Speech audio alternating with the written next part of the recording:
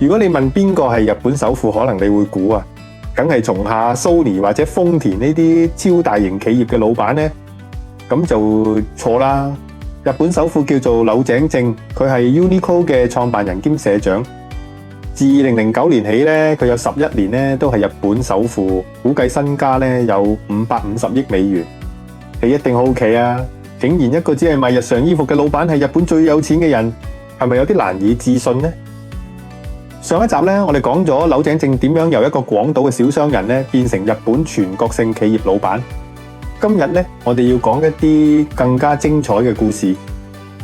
Uniqlo 點樣發明 Heattech、AirSeam 呢啲大受歡迎嘅商品 ？Uniqlo 咧都有失敗過，雖然喺亞洲非常成功，但係喺英國慘敗收場咧。後來喺美國、歐洲咧重新成功嘅。柳井正嘅管理手法有咩特別呢？點樣帶領 Uniqlo 40年？最後，我阿貓其實喺製衣行業做咗好多年，我會分享一啲關於 Uniqlo 嘅秘聞，只有業內人士先會知。準備好未？ Uniqlo 嘅故事第2部分，而家開始。大家好，我係阿貓，我係貓貓研究所嘅主持人。貓係充滿智慧又有靈性嘅動物，我會好似貓貓一樣，充滿好奇心，捐窿捐罅去揾一啲經典又精彩嘅商業故事，同埋令你有所得益嘅個人成長心得。如果你對呢啲內容都有興趣，就記得訂閱貓貓研究所啦。咁首先我要講第一件 Uniqlo 大成功嘅產品，佢叫 Fleece， 即係搖粒絨，香港人通常叫爪毛。1994年 Uniqlo 開始推出 Fleece 搖粒絨外套，嗰陣只係一件普通嘅產品。咁但係到咗1998年咧，柳井正做咗個決定，佢話我哋要將 Fleece 變成一個文化現象。1998年11月 Uniqlo 咧喺東京原宿咧開設咗旗艦店。佢哋推出咗一個口號 Uniqlo 嘅 Fleece， 只要1900日元。1900日元係乜嘢概念啊？當時咧日本其他品牌嘅爪毛外套咧賣5-6千日元 ，Uniqlo 平咗一大截。然後2000年秋冬季 ，Uniqlo 咧破天荒咁推出咗51個顏色嘅 Fleece 系列，係51種，你冇可能揀唔到心愛嘅顏色。結果點樣？單係2000到2001年 Uniqlo 賣咗2600萬件 Fleece。2001年8月 Uniqlo 嘅銷售額同利潤達到歷史高峰。經過咗 Fleece 嘅大成功， Uniqlo 乘勝追擊，推出990日元牛仔褲，震撼市場。最緊要係990日元，唔係將貨就價。佢哋使用日本頂級牛仔布生產商貝原株式會社嘅高質素布料。咁抵買又質素好，結果當然係大受歡迎啦。好啦，而家我要講一個真正改變咗 Uniqlo 嘅產品，佢叫 Heattech。2003年，柳井正決定要開發一件真正革命性嘅產品。佢揾咗日本最頂尖嘅化學纖維公司東麗株式會社。東麗係日本最強嘅材料科學公司，佢哋做過碳纖維，又做過太空材料。柳井正話：我想要一件衫可以着住保暖，但係唔會又厚又重。東麗嘅工程師開始研究，佢哋花咗好多時間製作咗超過1萬件樣本。點解要咁多樣品？因為佢哋要揾一個完美嘅纖維混合比例。最後佢哋發現咗一個秘密：如果將4種人造纖維混合，用一個特定嘅比例變成為紗線，就可以做到一件神奇嘅衫。當你出汗嘅時候，纖維會吸收水分，而吸收水分嘅過程本身會產生熱量啦。呢個叫吸濕發熱。換句話講，你越喐動件衫就越暖。另一個特點咧係纖維之間咧有好多微細嘅空氣層咧，可以將發熱產生嘅暖空氣鎖住，所以你就會覺得暖粒粒。2003年咧 Heattech 系列正式推出，初期目標係賣150萬件，結果咧第一年就賣多過150萬件。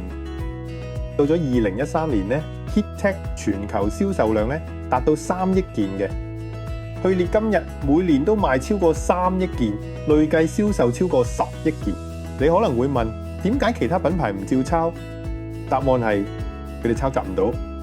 首先呢 Heattech 纖維嘅配方係專利啦，東麗同 Uniqlo 有獨家合作協議。其次，生產技術好複雜，唔係隨便一間工廠可以做到。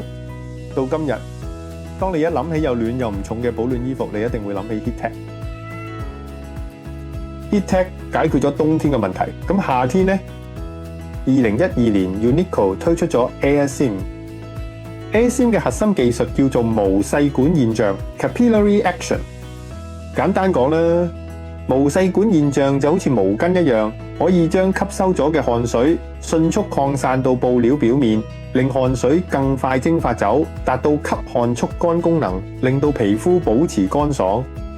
AirSeam 有8大功能：吸濕排汗啦、抗菌防臭啦、清涼感啦、高彈性、柔滑觸感、透氣、快乾、除臭，差唔多你想要嘅功能全部齊晒。AirSeam 推出之後，迅速成為 Uniqlo 夏季銷售嘅主力，每年銷售量估計超過1億件。同樣呢，其他品牌想抄襲 AirSeam 都做唔到，因為技術專利同生產工藝都係 Uniqlo 同東麗嘅獨家合作。90年代至2000年初 ，Uniqlo 睇嚟一帆風順。可能柳井正太過自滿，當發展海外市場嘅時候就遇上大麻煩。2001年9月 ，Uniqlo 決定進軍英國市場，佢哋一口氣喺倫敦最好嘅地段開咗21間店。結果點樣？2個字：災難。點解會失敗呢？有幾個原因呢？第一，英國消費者對 Uniqlo 完全唔認識。佢哋唔知道 Uniqlo 係乜嘢來歷，唔明白 Uniqlo 嘅產品有幾咁好。第二 ，Uniqlo 照搬日本嘅發展策略，就係平價同大量開店。但係英國市場唔同，英國消費者咧覺得平價咧就等於低質量咯。第三，門店設計唔錯誤，突出唔到 Uniqlo 嘅特色。當時 Uniqlo 咧聘請咗嚟自瑪莎百貨嘅高層嚟做英國分部嘅 CEO。佢哋以為有本地團隊一定會成功嘅，但係瑪莎嘅高層用返瑪莎嘅思維，佢覺得 Uniqlo 用類似倉庫式嘅店面設計唔適合英國人風格。Uniqlo 咧應該好似瑪莎一樣行中產路線，店鋪咧應該走經典穩重保守嘅風格。咁搞法當然撞晒大板啦！你從來都唔會將 Uniqlo 聯想到穩重保守。Uniqlo 品牌 DNA 係創新簡潔，充滿活力。咁樣錯法，顧客搞唔清 Uniqlo 究竟係大眾化品牌定係中產品牌。第四，產品選擇錯誤。Uniqlo 將日本熱賣嘅產品直接搬去英國，譬如夏天咧賣大量短袖 T-shirt 同短褲，但係英國嘅夏天只有短短1個月，之後就要着翻長袖衫。於是乎咧，店鋪咧充斥大量不合季節嘅過期貨。到咗2003年 ，Uniqlo 被迫關閉16間分店，總虧損3.6億日元。呢次失敗差啲摧毀咗 Uniqlo 嘅國際化夢想。但係咧，柳井正無放棄，佢從失敗中學到咗好多嘢。佢明白到國際化唔係將日本模式照搬去其他國家，而係要理解當地市場。所以2006年 Uniqlo 重新出發，呢次佢哋去咗美國。2006年11月 Uniqlo 喺紐約蘇豪區開設咗全球旗艦店。呢間店咧有3層樓，面積超過3萬平方尺。今次 Uniqlo 咧做啱咗幾件事。第一，用旗艦店建立品牌認知，而唔係一開始就大量開分店。第二，讓顧客認識品牌 DNA， 強調日本文化元素。旗艦店設計明亮、簡潔、色彩豐富，為美國消費者帶嚟前所未有嘅體驗。第三同國際知名設計師合作咧，例如 Jil Sander 推出聯乘產品，提升品牌形象。第四配合絕佳時機。2000年代中期，美國人開始厭倦浮誇嘅消費風氣，改為追求簡約實用。呢個正正係 Uniqlo 嘅強項。結果點樣？大成功！紐約旗艦店開業當日，大量顧客排隊入場。Uniqlo喺美國逐漸建立咗品牌認知。而家 Uniqlo 啊喺美國有超過70間門店，計劃到2027年增加到200間。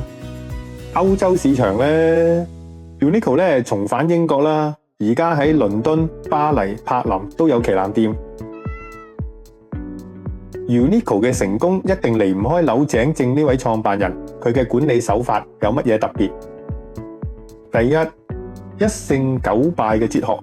柳井正咧有本書叫《一勝九敗》，佢話做生意10個決策入邊只有1個會成功，9個會失敗。所以咧唔好怕失敗，重要嘅係從失敗中學習。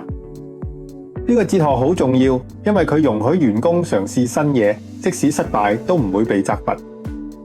第二，民主化管理啦，早期嘅柳井正好獨裁啦，所有決策都係佢一個人決定。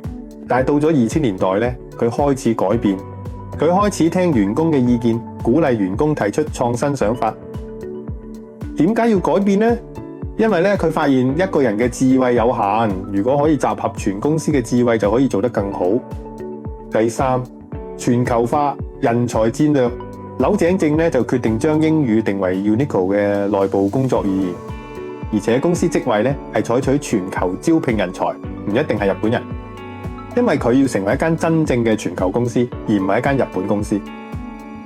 第四，數據驅動決策Uniqlo 咧好重視數據啊！好早期嘅時候咧 ，Uniqlo 已經使用嘅 SAP 系統啦。每日嘅銷售數據、每件衫嘅銷售情況、每個顏色嘅受歡迎程度，全部都有記錄。採購團隊會根據呢啲數據做最快、最合適嘅訂單決定。第五，對品質嘅執着，柳井正對產品質量要求好高，佢要保證 Uniqlo 唔係單靠平價取勝，仲有對高質素嘅執着，呢個亦係 Uniqlo 成功嘅關鍵。而家就講到 Uniqlo 嘅成功咧，有2個因素非常重要。第一，呢店長制度，呢個制度啊，本質上就係將公司拆分成數以千計嘅小型經營實體，即係一間間分店，並由被充分授權嘅小社長，即係店長去自主營運。店長制度建立咗一條由下而上極速反應嘅資訊鏈，令龐大嘅 Uniqlo 帝國依然能夠保持靈活。呢個制度咧有4個特點。第一，呢極大嘅權力下放，同傳統由總部下達指令嘅模式相反。Uniqlo 咧就強調現場主義，認為咧店鋪先係最了解顧客嘅大腦，總部咧只係提供支援嘅手腳。因此咧，店長擁有極大嘅自主權啊，包括商品管理，決定自己店鋪要入咩貨、入幾多貨、點樣陳列商品；庫存控制，每日監察銷售數據，向總部要求補貨或調整庫存，目標係將庫存減到最低，流轉最快。營銷策略，可以根據自己店鋪所在地區嘅特色，自行策劃限定嘅促銷活動。人事管理，負責招聘、培訓、評核，甚至晉升自己店鋪嘅員工，一手包辦團隊建設。第二，嚴格且快速嘅人才培育系統啊。Uniqlo 著名嘅半年店長計劃，每年會招募大量大學畢業生，目標係半年內通過店長代理資格認定試驗，合格者會被視為精英，有機會立即被任命為店長。雖然實際上多數人需要12至15個月先會升做店長，但係就比年輕人有目標，做嘢就更有憧憬。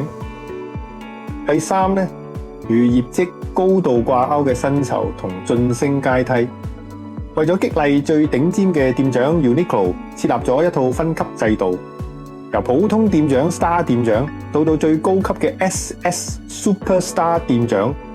SS 店長嘅年薪可以高達數千萬日元，仲可以參與總部嘅營運決策會議，直接向柳井正本人匯報市場情況同提出商品開發建議。SS 店長咧，隨時可能搖身一變成為公司高層主管。頭先我講過啦，我阿貓咧都係任職製衣業，所以對 Uniqlo 咧有更深入而外界唔知道嘅地方。呢個就係像制度，係一個為咗確保全球外包生產嘅產品質量達到頂級水平而設立嘅獨特品質管理體系。簡單嚟講咧，就係將一批擁有30年以上經驗嘅日本頂尖紡織業老師傅，即係職人，組成匠團隊，直接派駐到 Uniqlo 喺世界各地，例如中國、越南嘅合作工廠進行現場指導。呢班匠咧唔單止係品質監督員，每日喺生產線上檢查染色、縫製等工序，確保所有產品符合 Uniqlo 極為嚴格嘅標準。更重要嘅係，佢哋仲係技術指導者，會將自己幾十年嘅專業知識傳授俾工廠員工，幫助對方改善生產流程，解決技術難題同提升效率。透過呢個制度 ，Uniqlo 工解決咗大規模外包同維持高品質之間嘅矛盾。佢唔單止確保咗全球供應鏈生產出嚟嘅產品品質一致，更同合作工廠建立咗一個共同成長嘅雙贏關係，形成咗其他品牌難以複製嘅強大競爭優勢。呢個就係 Uniqlo 能夠以低成本持續提供高質量產品嘅秘密武器。今集 Uniqlo 嘅故事咧就去到呢度完結啦，但係 Uniqlo 嘅發展咧仲未完結。柳井正曾經立下一個好偉大嘅夢想，就係佢要令到 Uniqlo 成為世界第一服裝品牌。雖然佢呢個夢想曾經實現過，喺2021年 Uniqlo 超越 Zara 嘅母公司 Inditex 集團，成為世界第一，但係好快又俾 Inditex 超越翻。嚟到2025年 Uniqlo 係世界第3，位居 Zara 同 H&M 之後。不過我相信當消費者更注重功能同實用性多過潮流趨勢， Uniqlo 未來一定可以成為世界第一。我係阿貓，多謝大家收聽貓貓研究所 Uniqlo 嘅故事第2部分，到此結束。大家記得訂閱、分享同埋留言俾我，分享下你對 Uniqlo 嘅睇法。下集貓貓研究所會繼續發掘下一間公司同大家分享。拜拜。